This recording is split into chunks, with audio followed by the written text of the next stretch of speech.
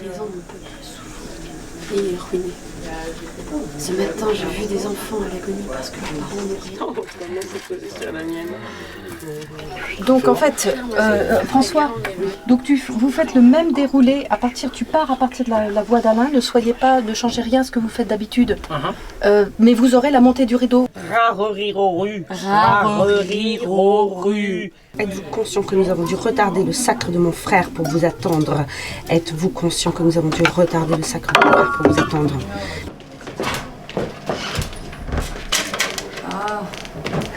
Ou la 12, la 17. Attends, je vais t'enlever le reste. Ouais, voilà, ça va aller mieux comme ça. Vous êtes prêts? 5 minutes. Allez, Allez, feu. Ouais, 5 minutes ou...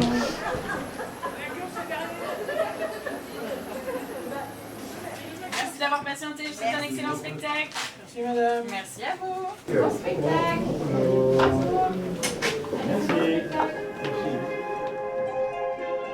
En 2021, j'ai écrit une pièce consacrée au roi Charles VII qui s'appelle « J'ai sauvé la France » et les gens avaient envie de connaître la suite. Je me suis documenté, j'ai lu un peu tous les livres de l'époque et j'ai découvert 2 personnages féminins assez extraordinaires.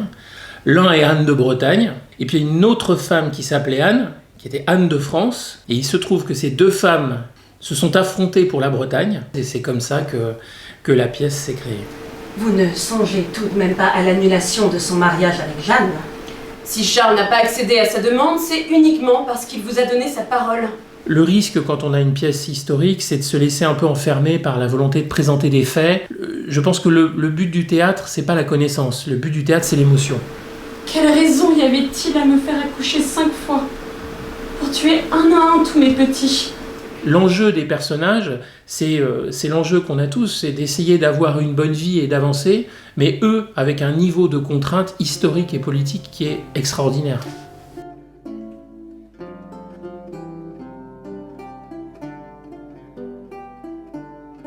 Nous sommes à la fin du Moyen-Âge et c'est un moment charnière pour l'histoire de la Bretagne. La France, à ce moment-là, est en pleine expansion et le roi de France cherche à pousser encore ses frontières pour s'agrandir. Le souverain de la France est un roi guerrier qui ne craint pas de frapper durement quiconque s'oppose à lui. Même son beau-frère. Même son beau-frère.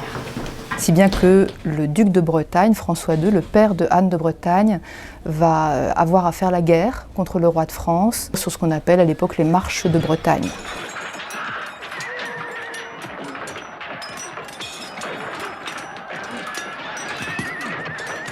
Sacré Louis. Au lieu de fuir avec les autres, il est resté ferraillé au cœur de la mêlée.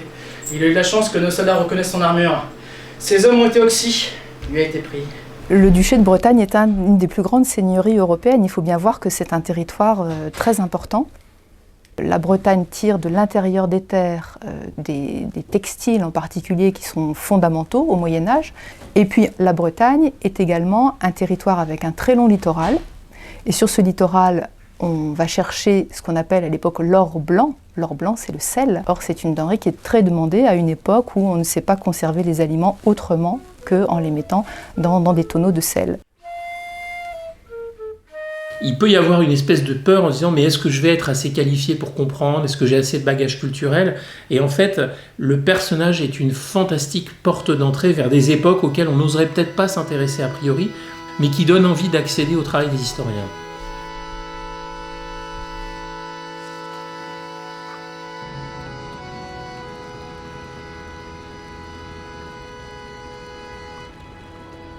Anne, elle est née dans le château de ses parents, elle est née à Nantes, un jour d'hiver 1477, ce qui n'était pas de très bon augure, puisque à cette époque, il faut savoir que la mortalité infantile est très importante, et un enfant qui naît en plein hiver a peu de chances de survie.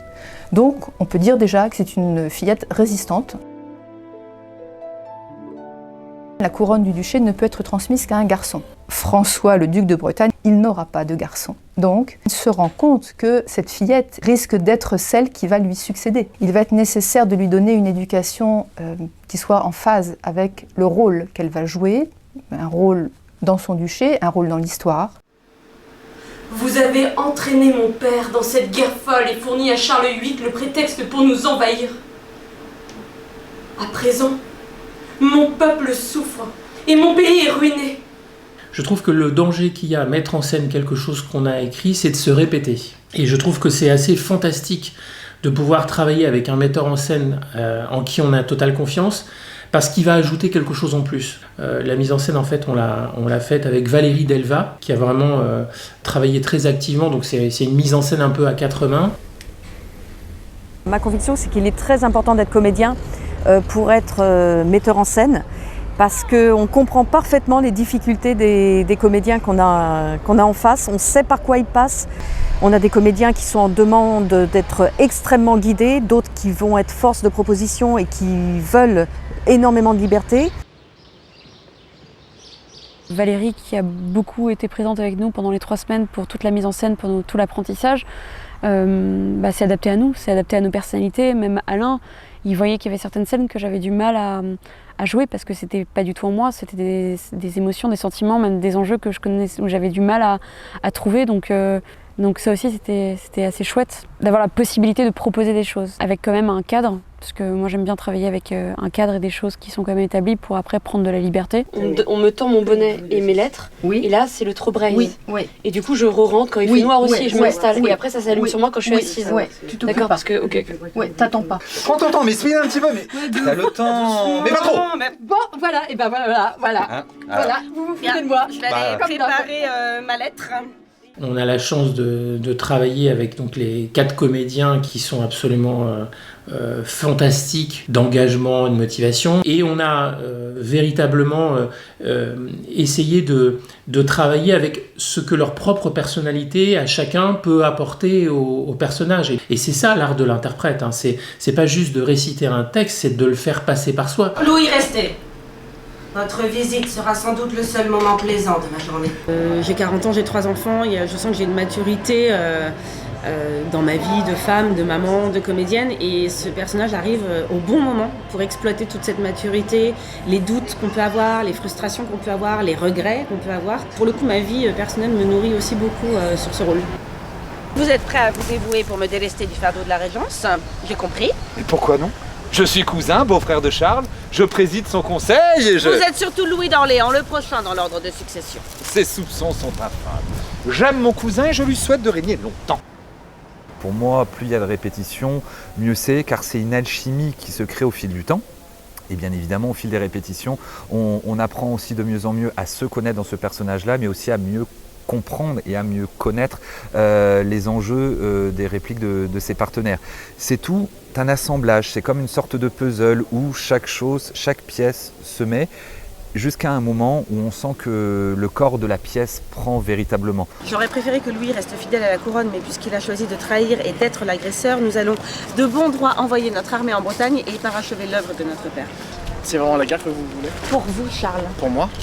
Une campagne victorieuse en début de règne sera un avertissement pour nos ennemis comme pour nos alliés. Donc je joue le rôle de Charles VIII, qui est du coup le roi de France. Il l'est pas au départ, il le devient progressivement. C'est sa sœur qui s'occupe de la régence parce qu'il est trop jeune encore pour régner. Et donc la pièce retrace en fait comment est-ce qu'il va, par mariage en fait, récupérer la Bretagne dans le royaume de France, quoi. La première rencontre entre Charles VIII et Anne de Bretagne est assez étonnante puisque les 2 souverains sont en guerre l'un contre l'autre. Ils ont un point commun très important, c'est qu'ils ont été propulsés au premier rang dans les sphères du pouvoir à un âge très jeune. La complicité va s'installer en fait entre les 2 jeunes gens. Mais elle est aussi consciente que le mariage politique avec la France va apporter des avantages au duché. Est-ce aussi la tradition dans votre pays qu'un mari abandonne sa femme au lendemain des noces? Madame, votre mari est roi de France et je suis la reine. Est-ce que cela ne donne pas droit à quelques égards? Sa vie à partir de ce premier mariage va essentiellement être une vie de reine. Qu'est-ce que c'est qu'une vie de reine à cette époque? C'est une vie qui consiste à donner naissance. On peut dire que Anne a passé quasiment toute sa vie enceinte, entre l'âge de 14 ans et l'âge de 37 ans. Elle donne naissance à des enfants, mais des enfants qui ne vont pas vivre. 12 bébés, 10 cadavres. Mon ventre est une machine à donner la mort. La phrase la plus tragique de la pièce, c'est quand elle parle de 12 bébés, 10 cadavres. Elle a toute cette, je trouve, cette densité émotionnelle en elle qui est très très intéressante dans ces scènes-là. Cette tragédie que peut vivre une femme quand elle perd ses enfants. Je trouve que c'est assez incroyable de pouvoir jouer ce personnage. Elle a une vie tragique, une vie où elle n'a pas eu le choix en fait. Et c'est vrai que ça fait relativiser aussi beaucoup de choses sur notre vie, notre quotidien, même notre place en tant que femme à notre époque. Cette époque de la monarchie est une période dans laquelle les hommes ont tous les pouvoirs. Et en même temps, à l'intérieur de ces contraintes terribles et de cette société qui était faite pour les hommes, certaines femmes réussissaient à exercer une influence véritable sur le destin de la France.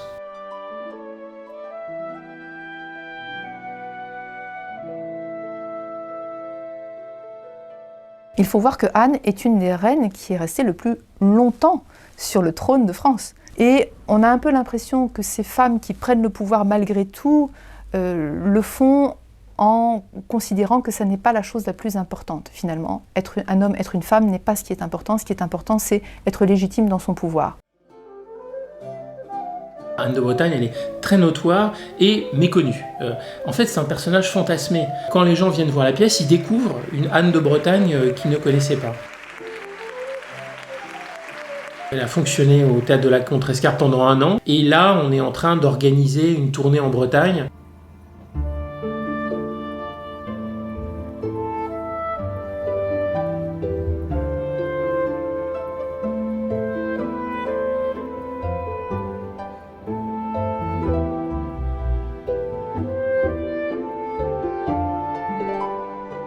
Alors, vous n'aurez pas la Bretagne du théâtre à Quimper lundi. Alain Perron présente dans une pièce de théâtre l'affrontement entre Anne de France et Anne de Bretagne. À voir à Quimper le 31 juillet 2023.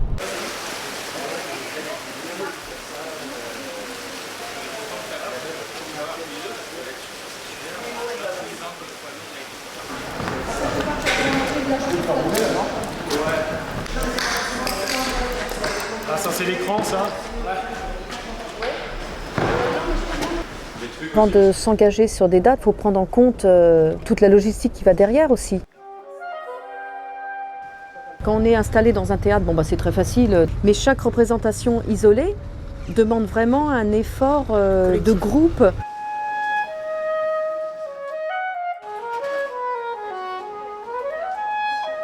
On parle de tous les costumes, on parle de l'écran, on parle de la sono, on parle du projecteur, on parle des bancs, on parle de tout ça. Et effectivement, moi je trouve ça super, hein. Mais c'est un défi à chaque représentation. Superbe, sublime. Tiens, on va mettre le trône. Vous êtes prêts? Oui, on teste tout là. Notre première rencontre à Amboise. Bon, on peut aller à la fin de la scène, on ne la fait pas tout le temps. Alors moi j'ai un top quand elle se lève.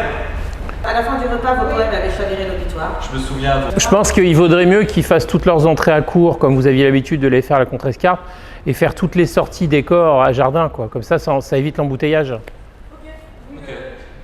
Dominique, il n'y a pas un peu trop de lumière là, avec tous les LED? Tu vas passer devant nous, tu vas partir à jardin, tu vas faire un mouvement un peu ample, comme si tu défilais devant scène. Voilà, tu défiles, voilà, c'est ça, tu toises ton peuple, tes rois, et tu t'en vas à jardin. Moi, je fais partie de ceux qui font bouger tout le temps. D'abord parce que y a des gens qui sont suffisamment compétents, intelligents pour avoir pensé à tout de suite, moi pas. Donc il y a des idées qui me viennent en disant tiens, j'aurais dû penser à ça et le faire à ça. Et je trouve ça formidable de travailler avec une troupe qui est preneuse de ça, quoi. Vous pouvez le regarder, mais vous ne bougez pas surtout. C'est son sacre, il vient d'être sacré, il sort avec majesté, et il ne faut surtout pas donner l'impression qu'on s'enfuit dans son dos, quoi. Voilà, c'était ça. Ça c'est. Très bien. Là tu l'éclaires. Dès qu'il se lève, tu l'éclaires, Dominique.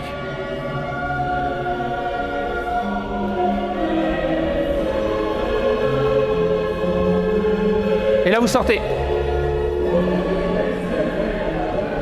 Bien. C'est bon, ça te convient? Je vais te l'enlever. Okay. On pourrait en fait là projeter et qu'on nous entende, mais en fait ce serait dommageable pour la notion un peu intimiste qui peut exister dans la pièce. Là je pense que le micro va vraiment nous aider. Il y a une légère réverbération du son, mais pas suffisante pour qu'on puisse vraiment en fait se permettre de faire ça juste à la voix normale. J'ai fait la connaissance de deux drôlesses qui ont tout ce qu'il faut sous le jupon pour vous me remonter le moral. Certainement pas. Les voyelles sont poussées par le son, mais parfois les consonnes sont mangées. D'accord, ok. De toute façon, on va faire des exercices d'articulation. Faites attention à l'articulation, il faut bien la soigner. Est-ce que ça te va? Alors là, plus tu peux faire une obscurité isolée sur eux, mieux c'est. Ok. Voilà. Je peux te proposer quelque chose. C'est une prison et c'est l'inverse de l'autre. Tout à l'heure, on était plein jour. Faire un truc comme ça sur eux là. Ouais, c'est pas mal. Hein. Attends, j'ai ça, ensuite j'ai ça. Qu'est-ce que j'ai ça? On a beaucoup travaillé sur les costumes, sur les projections, pour créer cette ambiance colorée et vive qui à la fois indiquait la dimension un peu luxueuse et puis à la fois cette époque qui va d'un Moyen-Âge entre guillemets un peu sombre et âpre vers une Renaissance plus lumineuse et plus colorée. Et en fait, avant même que les personnages aient commencé à parler, quelque part on est plongé tout de suite dans une ambiance qui nous donne un peu la tonalité de ce qui va se passer.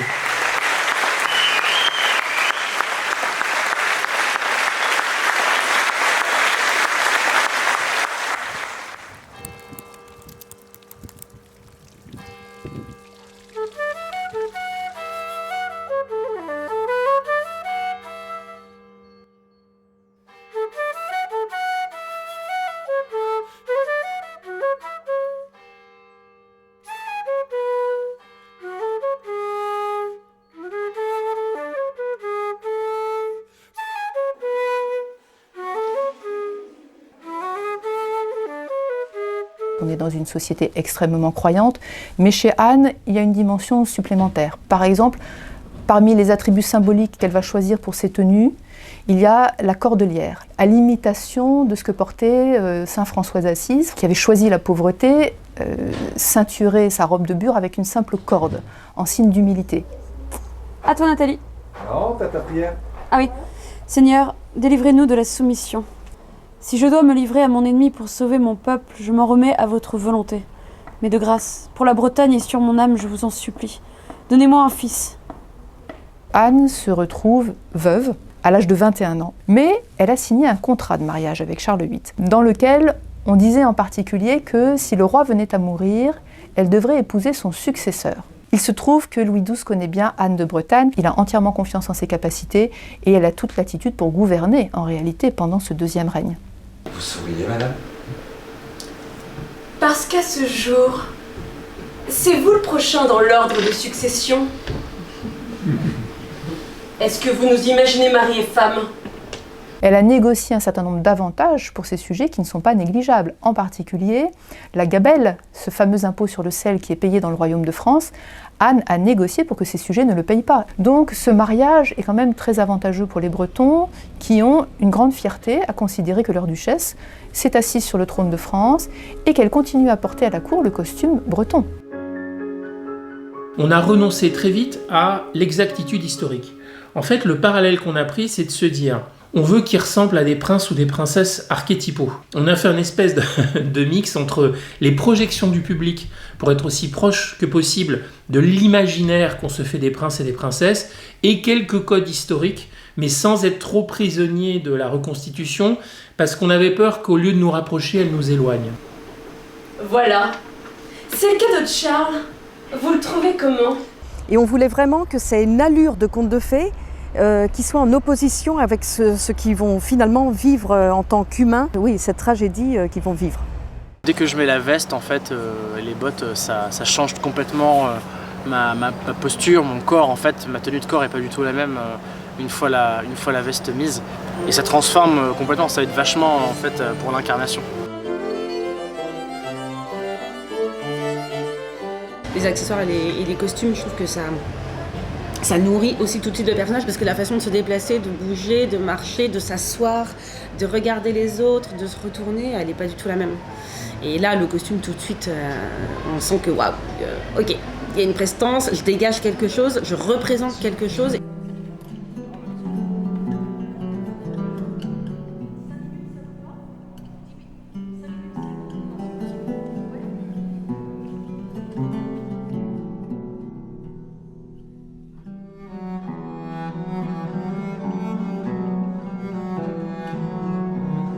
Anne a été une reine extrêmement attentive à sa propre promotion. La communication du pouvoir politique est quelque chose qu'elle maîtrise remarquablement.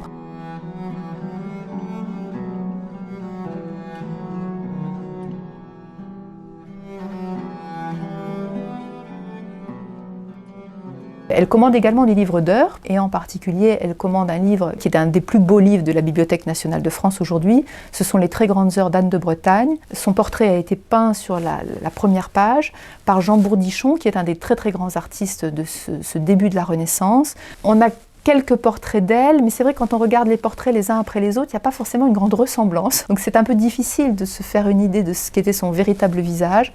En revanche, on se rend compte que les artistes ont un peu magnifié sa personne, ce qui est logique. Ce qui est intéressant, c'est qu'en fait, c'est qu'elle a travaillé de son vivant à sa popularité. Notamment, lors de son deuxième mariage avec Louis XII, elle part faire ce qu'on appelle un Trobrez, c'est-à-dire un tour de la Bretagne qui va durer de nombreux mois, et notamment l'ouest de la Bretagne, la Cornouaille, où elle n'était jamais allée.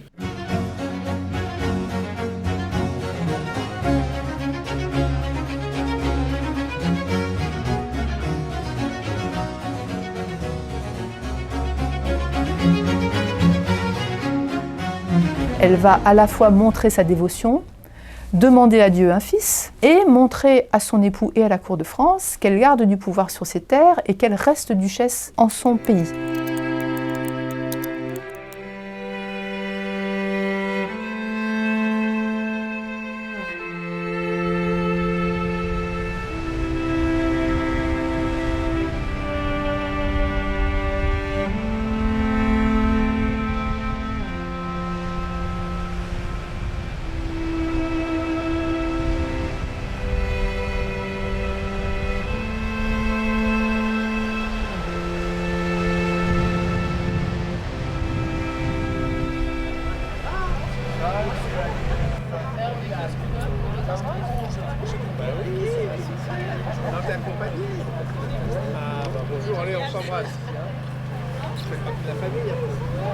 Et la prochaine date à venir est à Landerneau à nouveau dans le cadre du festival, c'est-à-dire qu'on boucle. Comment il s'appelle le festival? Les Sélénites.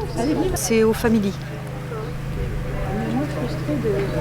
La salle du Family. Et à Saint-Jean-du-Doigt, c'était dans l'église de Saint-Jean-du-Doigt. Surtout. Quand tu lui dis on n'a jamais tort quand on aime, prends bien le temps, prends-lui la main. D'accord, je peux. On n'a jamais tort quand on aime. Tu vois, prends le temps de bien la tenir, tu vois, pour que, comme si tu voulais faire passer le message avec les yeux, avec les mots et avec le toucher, pour que ce soit à haute définition. Tu vas bien décomposer. Il faut que ces moments de connexion avec les mains sont des moments où on sent le besoin de se dire les choses avec plus que des mots, avec la connexion la plus forte possible. Sur les scènes d'émotion de la fin, là je peux dire que c'était silence radio et tout le monde était vraiment... Oui, on a senti qu'à la fin, complet. Ça bien, complet.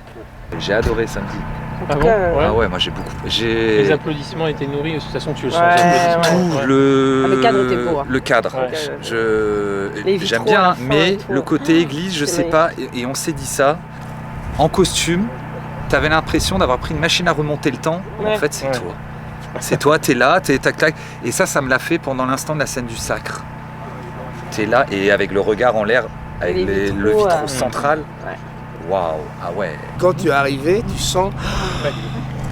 Ça y est. Tu sens. Et ça, on le ressent depuis les dates bretonnes. Ah, moins qu'à Paris? Ou pas du tout à Paris? C'est totalement différent. C'est totalement différent. C'est assez extraordinaire quand on est dans un lieu historique et on joue une pièce sur Anne de Bretagne. Dans un lieu qui est absolument magique. Je ne le savais même pas quand je vous l'ai dit. Je disais, allez, oui, elle est passée pas loin. Mais en fait, je ne sais pas si vous vous rendez compte, mais l'église, là, le Folgoat, ouais, bien sûr. Ouais. Et c'est à 3 km d'ici. Bien sûr, on y voit un peu le point de la chapelle. Donc elle est forcément passée par là. Je veux dire, c'est sûr, il n'y avait pas d'autre chemin. Le fait d'être en Bretagne, le fait d'avoir fait cette tournée, on va dans des lieux qui ont été super importants pour Anne de Bretagne. Et rien que l'idée de me dire qu'elle a pu passer par là, qu'il y a quelques siècles de ça, elle était là, au même endroit où on est, ça me donne encore plus d'énergie. J'ai le sentiment qu'elle est là, j'ai le sentiment d'être traversée par elle, de lui donner une voix, une existence encore. À partir du moment où on parle de quelqu'un ou de quelque chose, cette chose-là, elle existe. Moi, je pensais que vous alliez, naïvement, je suis pas dans le théâtre, etc., que vous pouviez jouer sur l'estrade de l'hôtel, quoi, de l'hôtel de l'île. Et en fait, pas du tout. C'est pour ça, et donc, on a eu cette idée, on devait construire une estrade. Les palettes et les planches tenaient exactement. On n'a pas coupé, raboté, rien. Et du coup, on en revient en fait à l'essence même du théâtre. Et c'est vraiment hyper intéressant du coup de jouer dans des lieux comme ça, parce que c'est plein de sens en fait, de faire ça ici. Ça a une dimension magique, il y a moins d'artifices, et on va à l'essentiel, et c'est extrêmement plaisant de présenter cette pièce-là ici, quoi. C'est aussi ça le théâtre. Le théâtre, il peut être absolument partout, il peut être là. À partir du moment où il y a l'imaginaire et les comédiens et que toi-même tu y crois, les autres vont y croire aussi. C'est des expériences plus que formatrices d'être dans des lieux qui ne sont pas du tout adaptés pour.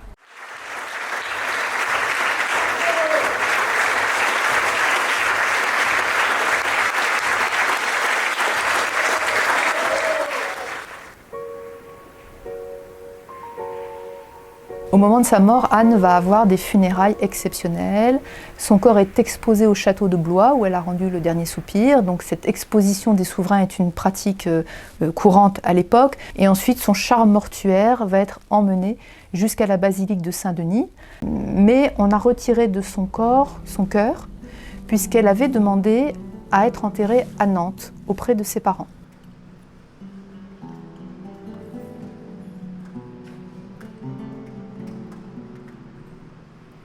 Le personnage de la reine Anne va devenir plus problématique au moment où les Bretons vont se poser la question de savoir s'il était bien judicieux d'épouser un roi de France. C'était une femme.